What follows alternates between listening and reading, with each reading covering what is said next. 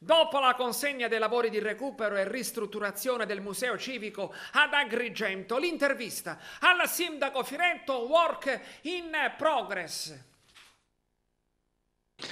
I lavori partono sostanzialmente oggi, l'avvio di un cantiere che vedrà lavori per oltre 500.000 euro e poi una parte di forniture che servono per l'allestimento museale, che sono di altrettanti 500.000 euro più o meno. È un'operazione che porterà via un anno di tempo di lavori, al termine del quale la città potrà avere questo asset culturale e di attrazione turistica di grande rilevanza, essendo nel cuore di Girgenti, nella piazza Pirandello.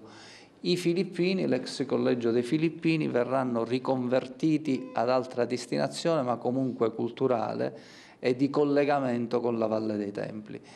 Cioè una corona di strutture che captano turisti, che si vuocano ad un lato che sostanzialmente di tipo culturale, che è un po' la variabile strategica che la città sta inseguendo da qui al 2020. Il museo civico è chiuso da tempo immane, cioè non abbiamo il ricordo di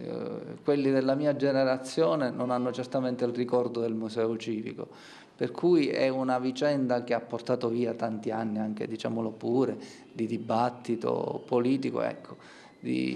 Però le viste non si avevano mai.